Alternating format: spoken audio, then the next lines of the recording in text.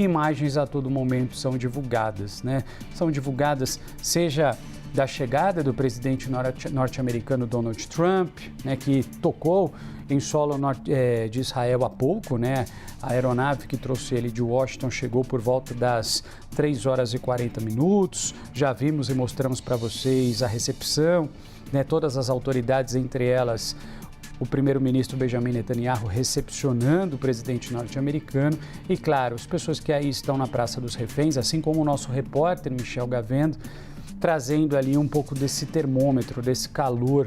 Olha a quantidade, enquanto o nosso cinegrafista abre as imagens aí para vocês, a quantidade de pessoas que se encontram nessa praça. E o Michel Gavendo, nosso repórter, traduzindo um pouco desse sentimento e falando, sobretudo, que as pessoas não param de chegar por aí. Michel, eu queria saber um pouquinho, obviamente a gente tem a presença do presidente norte-americano, como mostramos há pouco, a chegada dele aí em Israel, né? Qual que é a expectativa para esse discurso? Obviamente a gente está falando da libertação dos reféns, estamos falando de um momento extremamente importante que está sendo cumprido desse acordo entre Hamas e Israel, Israel e Hamas, mas obviamente a gente já precisa projetar o pós-cessar-fogo. Tem muita coisa a ser feita, né? E a presença do presidente norte-americano é extremamente importante.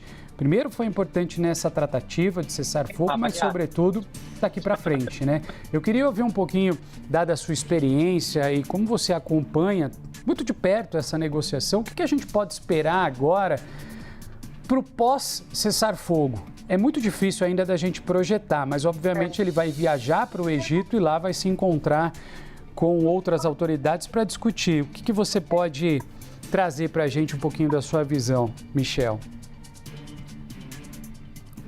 Olha, Ana, Trump, ele tem uma visão de paz através do desenvolvimento econômico. É um empresário que virou político e onde ele vai, ele faz esse discurso de que somente o desenvolvimento, a integração econômica pode neutralizar os pensamentos e as ideologias extremistas. Isso coincide também com o pensamento de Benjamin Netanyahu. Inclusive, isso é um dos temas de críticas ao governo israelense, que nos últimos 30 anos, enquanto permitiu a entrada de ajuda, a entrada de dinheiro, a entrada de trabalhadores palestinos da faixa de Gaza em território israelense, achando que o desenvolvimento econômico e o poder político do Hamas neutralizariam então qualquer tipo de ataque ou qualquer tipo de ideologia extremistas. Infelizmente não é a realidade que a gente vê no Oriente Médio. Agora, Trump deve fazer um discurso de apoio a Israel, deve manifestar apoio também a Benjamin Netanyahu.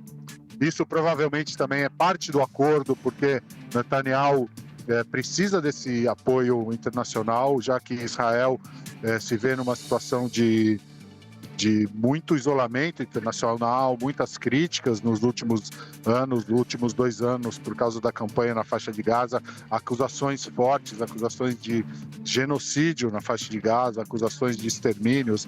Então, Israel numa posição diplomática internacional muito difícil. Trump deve manifestar o apoio a Israel, ao país, ao Estado de Israel, mais uma vez, como vem sendo feito nos últimos meses, deve manifestar também apreço e apoio pessoal a Benjamin Netanyahu e deve fazer um discurso também dizendo que o fim da guerra, na visão dele, ele conseguiu o fim desse conflito entre Israel e o Hamas e que isso abre oportunidades para novos acordos e novos desenvolvimentos no Oriente Médio, principalmente através dos acordos de Abraão, aqueles acordos entre Israel e os Emirados Árabes Unidos, o Bahrein e outros países, que são acordos econômicos que abrem também a porta para acordos diplomáticos, porque a maior parte dos países árabes boicota Israel e não mantém relações diplomáticas com Israel. Trump também deve fazer menção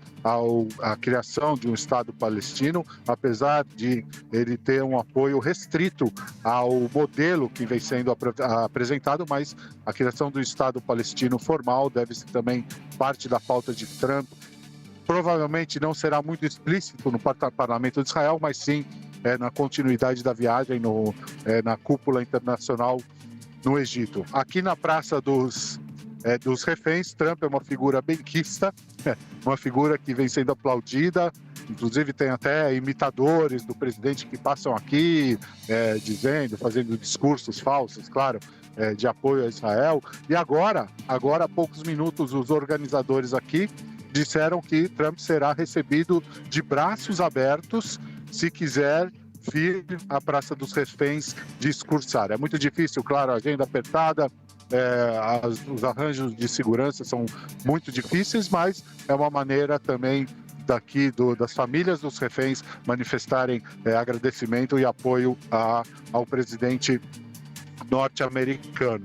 Apesar de todas essas mensagens de paz, Trump também deve citar que alguns países, na visão dele, no Oriente Médio, principalmente o Irã, ainda são países que representam perigo à estabilidade da região, são países que ainda estão tentando se rearmar. O Irã também, o Hezbollah, que é um grupo que apoia, ou que tem apoio do Irã, financiamento, vem tentando se rearmar, outros grupos através da região, e Trump também deve dar um aviso de que esses países não devem tomar esse caminho, porque apesar de todas as mensagens de paz e da esperança para israelenses e palestinos, agora com esse acordo pela libertação de reféns e de prisioneiros palestinos, a perspectiva de guerra é sempre uma realidade aqui no Oriente Médio, Renan.